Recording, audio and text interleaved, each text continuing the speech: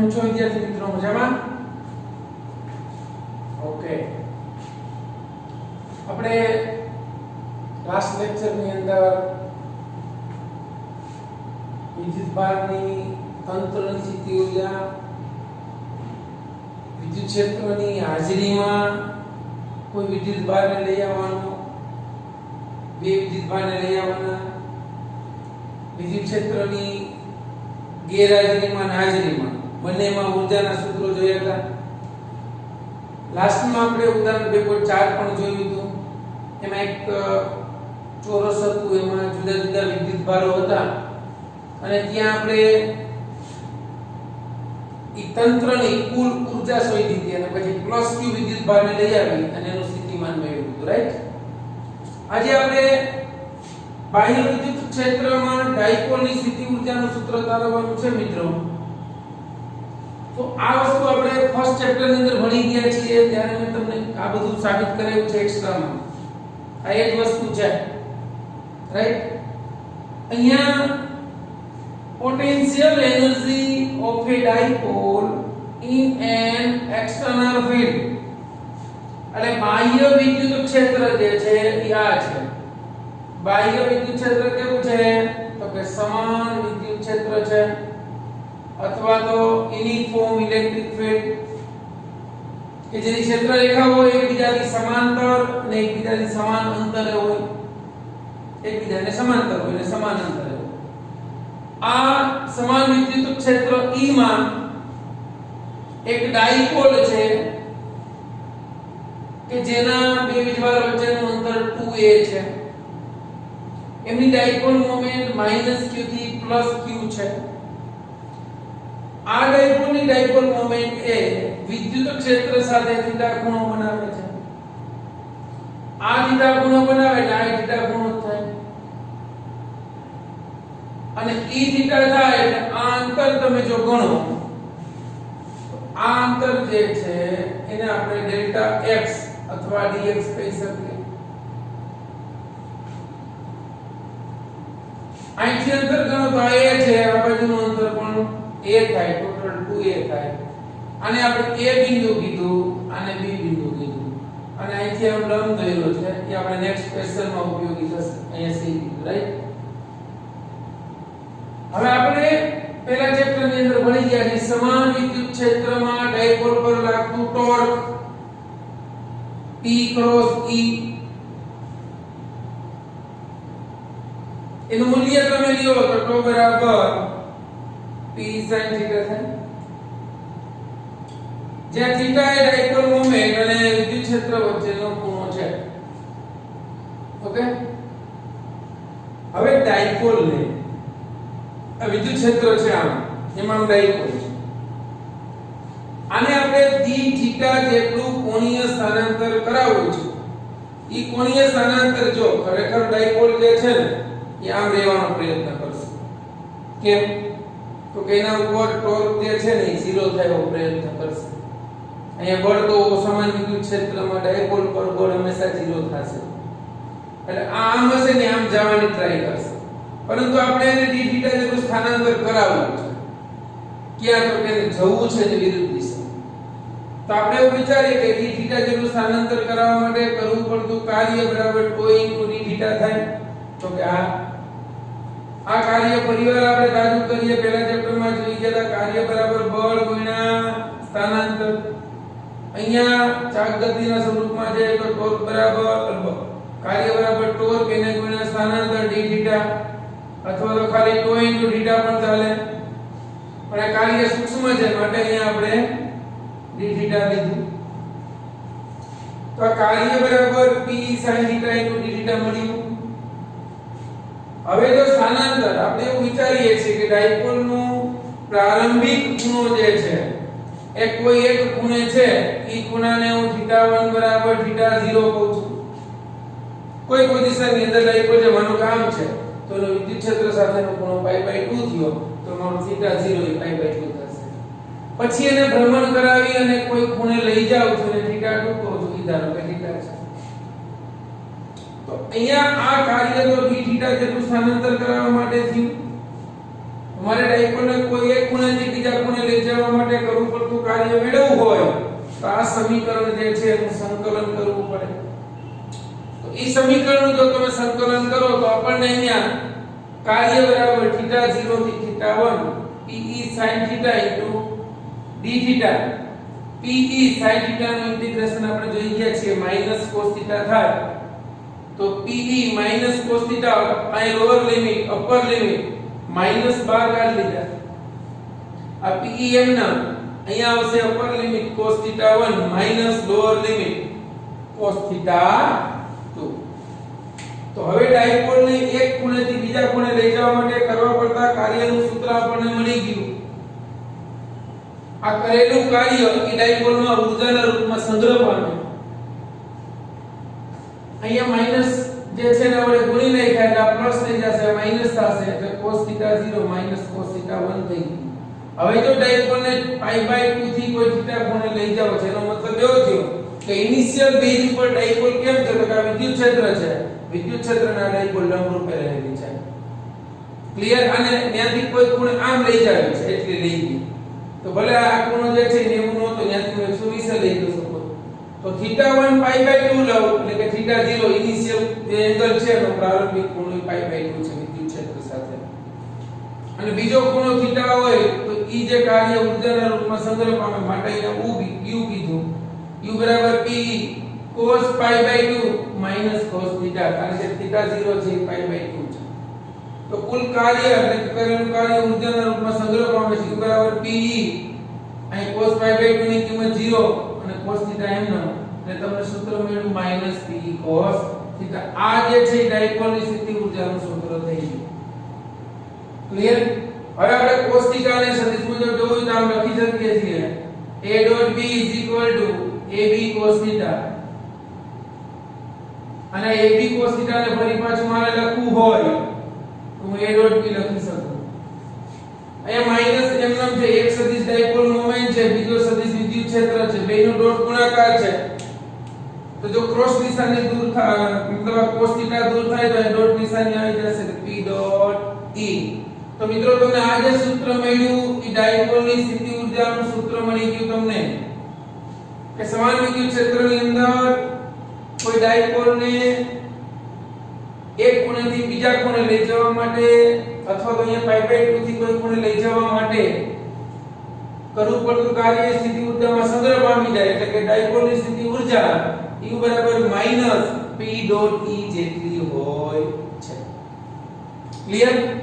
આ સૂત્ર ઉપરથી તમને અહીંયા ત્રણ કેસ મળે છે. જો પહેલો કેસ કે જો આ સમીકરણ મને એક નંબર આપી દઉં તો સમીકરણ 1 ની અંદર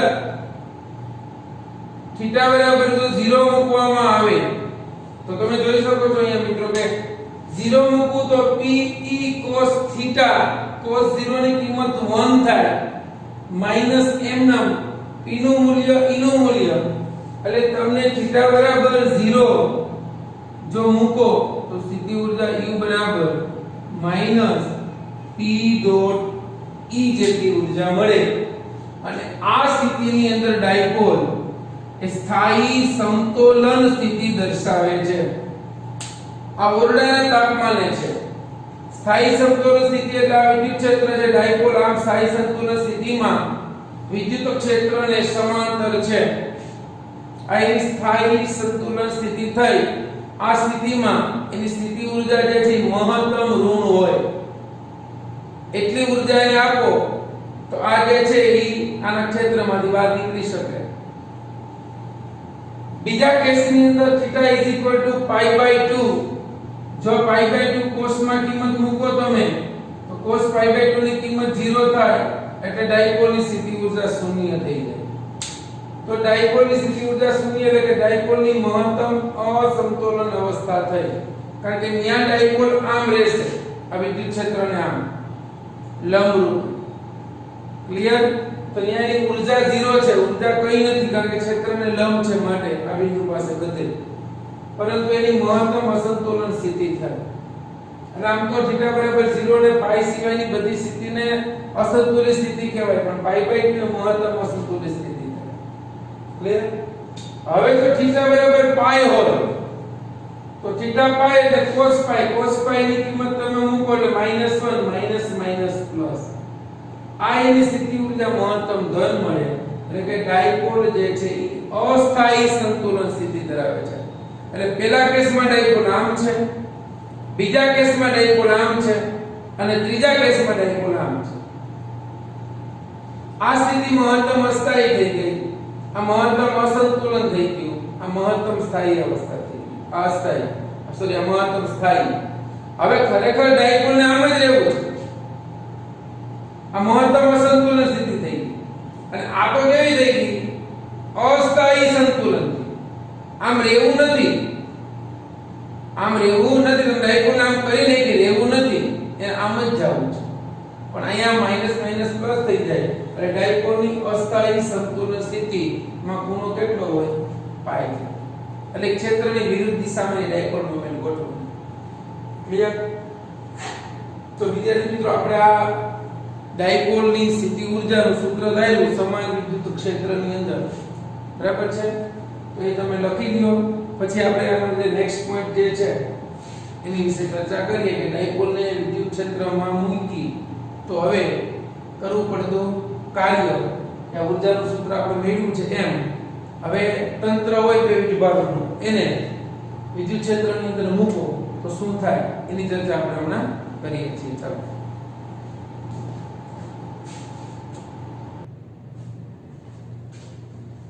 ઓકે તો આપણે બાહ્ય વિદ્યુત ક્ષેત્રમાં ડાયપોલની સ્થિતિ ઊર્જાનું સૂત્ર મેળવ્યું હતું જે આપણે મેળવ્યું U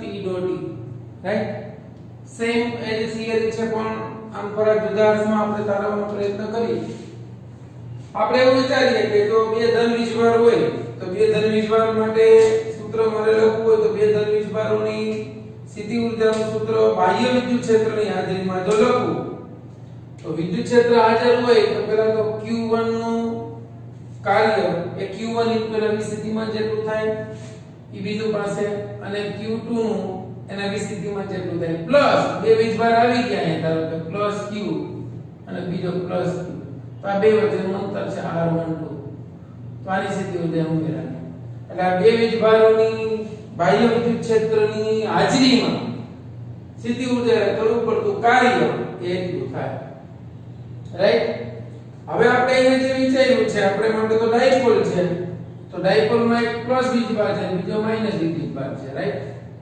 તો Q1 ને પ્લસ Q Q2 ને માઈનસ Q કયો તો એ ડાયપોલની જો સ્થિતિ ઊર્જા ગણો તો U ડેશ થીટા કહીએ તો કેટલી થશે પ્લસ Q આના ઉપરથી Vr1 minus Q Vr2 minus kq2 by 2a એ કયો હતું તો અહીંયા માઈનસ વીજભાર હતો સો બધા અહીંયા પ્લસ Q વીજભાર હતો બે વીજભારોનું વચ્ચેનું અંતર કેટલું હતું 2a સ્થાન સદિશ થઈ ગયું અંદરનું અંતર હવે જો ઉગમ બિંદુના સંદર્ભમાં પ્લસ Q અને માઈનસ Q ના સ્થાન સદિશો તમારે આમ લખી શકો માનો કે મેં ડાયપોલ મૂકી દે માઈનસ Q છે પ્લસ Q છે અહીંયા ઉગમ બિંદુ છે ઉગમ બિંદુના સંદર્ભમાં આનું સ્થાન સદિશ R1 છે આ વીજભાર જેનો સ્થાન સદિશ R2 છે આ બિંદુ A છે આ બિંદુ B છે આ અંતર 2a છે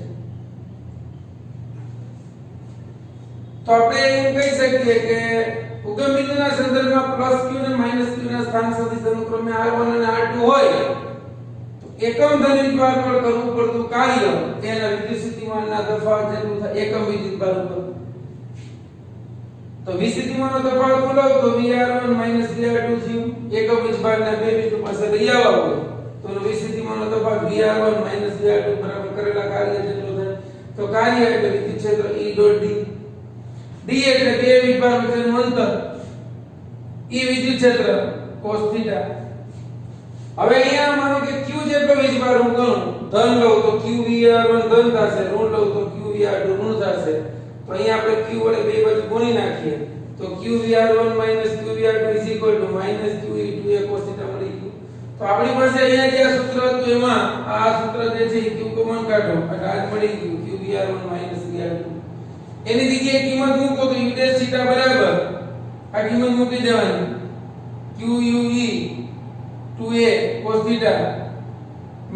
E cos θ થઈ ગયું અને આ સૂત્ર એમનો પાછળનો ભાગ આ સીધી ઉર્જા u ડેશ બરાબર માઈનસ p ડોટ એ આપણને મળી ગઈ એના બરાબર આના બરાબર આ કિંમત મળી બરાબર એની કિંમત માઈનસ p ડોટ e થાય.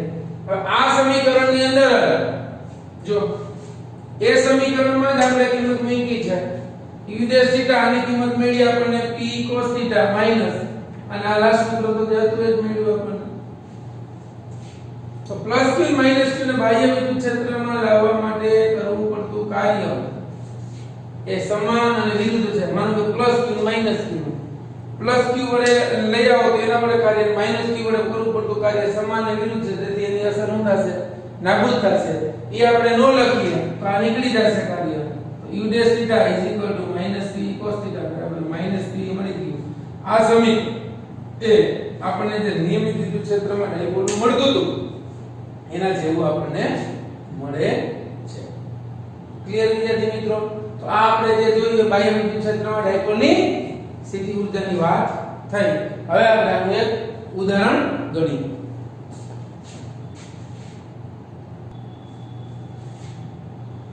ઓકે વિદ્યાર્થી મિત્રો, હવે ટેક્સ્ટ બુક નું ઉદાહરણ છે 2.5. એમાં આપણને બે વિદ્યુત ભારો આપ્યા છે. એક આપ્યું છે q1 7 માઇક્રોકુલમ, બીજો આપ્યો છે -2 માઇક્રોકુલમ. માઇક્રો એટલે શું? -6 આપણે માઇક્રોકુલમ ના કુલમમાં કન્વર્ટ કરી લઈએ. આ બંને વિદ્યુત ભારો જે છે એના સ્થાન સદિશ આપી દીધા છે. પહેલાનો એ બિંદુ પાસેનો સ્થાન સદિશ -9 0 0 છે. એટલે આ -x અક્ષ ઉપર 9 y0 ને z0 ત્યાં છે. બીજો જે છે b બિંદુ પાસે એટલે +x ઉપર 9 y0 ને z0. એટલે ખરેખર આ બંને વિદ્યુતભારો એક અહીંયા છે અને એક અહીંયા છે. એમની વચ્ચેનું અંતર આખું ગણો તો આ 9 ના 9 ટોટલ કેટલું થાય? 18 સેન્ટીમીટર. તો આપણે એમ લખી શકીએ 18 × 10⁻² મીટર બરાબર 0.18 મીટર. રાઈટ? હવે તમારે આ અંતર ગણવું હોય અહીંયા સુધીનું તો મને 9 સેન્ટીમીટર એટલે 0.09 મીટર લખવું તો ચાલશે અને આ 0.09 મીટર. ઓકે? તો હવે આ તો બે વિભાગનું તંત્ર થઈ ગયું. આની સીધી ઊર્જા શોધવાની આપણે કીધી. પહેલો પોઈન્ટ આપણને એવો કીધો છે કે બાહ્ય વિદ્યુત ક્ષેત્ર વિના બાહ્ય વિદ્યુત ક્ષેત્ર નથી તો એની ગેરહાજરીમાં સીધી ઊર્જાનું સૂત્ર આપણને ખબર છે. જે બે વિદ્યુતભારો હોય એના ગુણાકારના સમપ્રમાણમાં તેમની વચ્ચેના અંતરના વ્યસ્ત પ્રમાણમાં હોય તો u બરાબર કિંમત મૂકી દીધી k ની 9 × 10⁹. q1 ની કિંમત 7 માઇક્રોકુલમ, q2 ની કિંમત -2 માઇક્રોકુલમ છેદમાં 18 કારણ કુલ અંતર થઈ ગયું × 10⁻². 9 દુ 18 બે બે આવડી ગયા માઈનસ આવી ગયા લઈ લીધા 7 એમ ઘાત તમે ગણો તો 2 ઉપર આવે એટલે 9 ને 2 11 અને 6 ને 6 12 11 - 12 એટલે આપણે વચ્ચે -1 એટલે -7 એને ગુણ્યા 10 ની -1 બરાબર 0.7 જૂલ. એટલે આ થઈ ગઈ ક્ષેત્રની ગેરહાજરીમાં અથવા તો બે વીજભારોના તંત્રની કુલ સીધી ઊર્જા 0.7 જૂલ. પેલો કોઈ ક્લિયર મિત્રો? ચાલો બીજું કીધું છે કે આ બે વીજભારને એકબીજાથી અનંત અંતર સુધી છૂટા પાડવા માટે કરવું પડતું કાર્ય. અહીંયા જે ઋણ હતી એટલી ઊર્જા આપો તો અનંત અંતર જતા રહીએ બે, પણ બે ને છૂટા પાડવા છે એક અનંત અંતર લઈ જાવ તો એકને અનંત અંતર લઈ જાવ તો કરવું પડતું કાર્ય જે છે ને એની સીધી ઊર્જાના તફાવત જેટલું આપણે ભણી ગયા છીએ. તો સીધી ઊર્જાનો તફાવત એટલે u2 - u1. તો તંત્રની પ્રારંભિક ઊર્જા u1 છે, આ અંતિમ ઊર્જા છે અનંત અંતર લઈ ગયા અનંત અંતર ઊર્જા 0 થઈ ગઈ. તો કાર્ય બરાબર આ 0 અને આ પ્રારંભિક -7 હતી 0.7 અને આ minus minus minus plus e2 બરાબર હું લઈ ગયો આપણે ઇન્ફિનિટી છે. તો કાર્ય કેટલું કરવું પડે? ઈ બે ને એકબીજાથી અનંત અંતર સુધી છૂટા પાડવા હોય તો કરવું પડતું કાર્ય જે છે એ 0.7 જૂલ થાય. મતલબ આ જે ઊર્જા હતી ને એની વિરુદ્ધ એટલી મૂલ્યની ઊર્જા આપવી પડે તો એ બે છૂટા પડી અનંત અંતરે જતા રહે. રાઈટ? ત્રીજું સરસ વિધાનમાં આપ્યું છે આપણને કે વિદ્યુત ક્ષેત્ર જે છે E = 1/r² માં મૂકવામાં આવે. મતલબ કે હવે ડાયપોલને ક્ષેત્રમાં મૂકી છે. આ ક્ષેત્ર વગર હતી, અહીંયા ડાયપોલ વિદ્યુત ક્ષેત્રમાં મૂકી તો ક્ષેત્રની હાજરીમાં એની ઊર્જાનું સૂત્ર તમારે મેળવવું હોય તો ઊર્જા U Q1 VR1 Q2 VR2 અને બેના તંત્રની ઊર્જા થશે એટલે આપણે આના જેવું થઈ ગયું અહીંયા વીજભાર છે Q1 છે આ Q2 છે આનું વિસ્થિતિમાન V1 આપણે આગળ ધીરે ધીરે V2 અહીંયા કેટલું થશે Q1 VR1 આનું Q2 VR2 R1 R2 ગોવિંદના સંદર્ભમાં સ્થાન સદિશ થઈ ગયા plus K Q1 Q2 by R આ બે વચ્ચેનું અંતર ઈ તો આપણને ખબર છે બે વિભાગ વચ્ચેનું અંતર કેટલું છે 18 સેન્ટીમીટર ક્લિયર હવે જો તો બરાબર V બરાબર ED સંબંધ આપણે ભણી ગયા V ED તો V A/r² ની કિંમત મૂકી અહીંયા E ની અને R કારણ કે D બરાબર આ અંતરના સ્વરૂપમાં છે R કેન્સલ થઈ ગયા અને V હું મેળવ્યું A/r બરાબર આ V બરાબર ED નું સૂત્ર છે એના પર E ની કિંમત મૂકી A/r² એટલે V આપણને મળી ગયું A/r ક્લિયર હવે તો કે આ V R1 ના સ્વરૂપમાં મારે લખવું હોય કે R1 સ્થાન સદિશ માટે વિસ્થિતિમાન કેટલું થશે તો તેનું વિસ્થિતિમાન થશે A/R1 V2 માટે A/R2 તો હવે U આ સૂત્રમાં કિંમત મૂકવાની છે આપણે ફરી પાછી Q1 એમનામ VR1 ની કિંમત A/R1 રેડી અહીંયા Q2 એમનામ વળી પાછી VR2 ની કિંમત A/R2 અને એમનામ K Q1 Q2 R બધી કિંમત મૂકી દો હવે Q1 ની કિંમત 7 × 10⁻⁶ 7 માઇક્રોકુલમ છે A ની કિંમત આપણને અહીંયા આપી છે 9 × 10⁵ ન્યૂટન પ્રતિ કુલમ આ કિંમત એની થઈ ગઈ આપણને R ની કિંમત 9 સેન્ટીમીટર કારણ કે હવે તો આપણે અંતર અહીંથી ગણવાનું છે રેડી અને આ તંત્રની આ બીજા માટે Q2 નો મતલબ 2 × 10⁻⁷ માઈનસ એટલે માઈનસ આવ્યા A ની કિંમત R 9 × 10⁻⁻ હવે આ શું લખ્યું તો કે આ તંત્રની સ્થિતિ ઉડે જે આપણે મેળવી હતી Q1 Q2 ની બધી કિંમત મૂકો એટલે 70 આવ્યા અહીં 20 આવ્યા 0.7 70 માંથી 20 50 50 માંથી 0.7 થાય એટલે સ્થિતિ ઊર્જા મળી આપણને 49.3 જૂલ ને વિદ્યાર્થી મિત્રો આ ઉદાહરણ જે છે 3 માર્ક્સમાં પૂછી શકાય આરામથી એવું છે ઓકે ચાલો નોટ ડાઉન કરી દો પછી એક ઉદાહરણ જે છે એ આપણે હજુ જોઈએ